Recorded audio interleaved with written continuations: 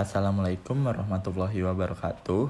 Perkenalkan, nama saya Muhammad Alfarizi dengan nomor induk mahasiswa 720252007 dari kelas akuntansi A. Pada kesempatan kali ini, saya akan menjelaskan atau mempresentasikan hasil dari ujian tengah semester saya pada mata kuliah Praktikum Sistem Informasi Akuntansi. Baiklah, tanpa berlama-lama, marilah kita mulai pembahasannya. Baiklah, pertama kali kita akan membacakan soalnya terlebih dahulu. Merdeka Prabot adalah perusahaan yang membeli dan menjual beraneka ragam alat rumah tangga. Fungsi pembelian, pengiriman, dan fungsi persediaan merupakan fungsi yang kritis dan sangat penting di perusahaan. Perusahaan baru-baru ini menganalisis kegiatan-kegiatan yang berhubungan dengan fungsi-fungsi ini. Perusahaan menemukan bahwa setidaknya ada 6 pihak yang terlibat: fungsi pembelian, pemasok, pelanggan, fungsi pengendalian persediaan, fungsi pengiriman, dan fungsi persediaan atau gudang.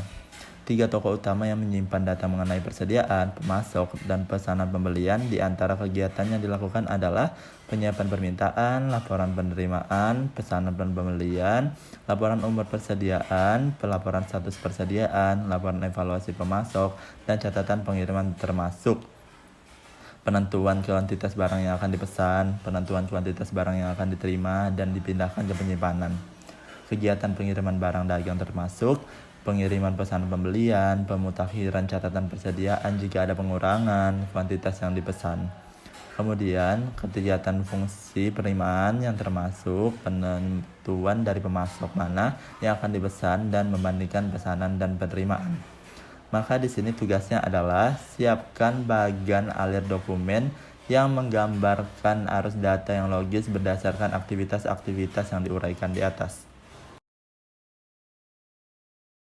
Fungsi gudang atau merupakan fungsi penyimpanan ini bertujuan untuk mengajukan permintaan pembelian dan menyimpan barang yang telah diterima oleh fungsi penerimaan. Nah, kita di sini bisa melihat ini pada bagian gudang. Nah, kita mulai pada bagian gudang, kemudian kita membuat surat permintaan pembelian. Kemudian dari surat permintaan pembelian ini bisa dilanjutkan ke surat order pembelian. Kemudian di bagian gudang juga kita membuat laporan penerimaan barang.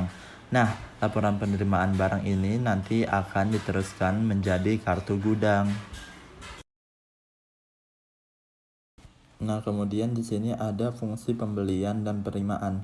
Jadi fungsi pembelian ini merupakan fungsi operasi yang melaksanakan pemesanan barang kepada pemasok. Kemudian fungsi penerimaan merupakan fungsi operasi yang menerima atau menolak barang yang diterima dari pemasok. Kemudian kita lanjut pada bagian pembelian. Di bagian pembelian, nah tadi di bagian gudang dilanjutkan mulai dari surat permintaan pembelian, kemudian kita membuat surat order pembelian. Nah, surat order pembelian ini nanti akan dikirimkan kepada pemasok. Nah, kemudian kita masuk ke bagian penerimaan. Bagian penerimaan ini dimulai dari surat order pembelian yang tadi ada pada di bagian gudang, kemudian menerima barang dari pemasok, dan kemudian kita membuat laporan penerimaan barang yang nantinya akan menghasilkan dokumen laporan penerimaan barang dan juga surat order pembelian. Nah, kemudian di sini kita melihat pada bagian pengiriman. Bagian pengiriman ini dimulai dari dokumen laporan penerimaan barang, kemudian kita menerima barang dari bagian gudang dan mengirimkannya.